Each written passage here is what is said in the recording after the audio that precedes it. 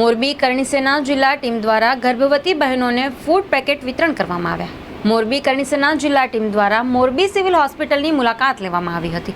મુલાકાત દરમિયાન કરણી સેના ટીમના હોદ્દેદારો દ્વારા સિવિલ હોસ્પિટલમાં ગર્ભવતી બહેનોને ફ્રૂટ પેકેટ વિતરણ કરવામાં આવ્યું હતું. તેમજ હોસ્પિટલ ગેટ નજીક આવેલ મહારાણી નંદકુંવરબાનું બોર્ડ હતું, એ બોર્ડ હોસ્પિટલની દિવાલ બનતા ઢંકાઈ ગયું હતું.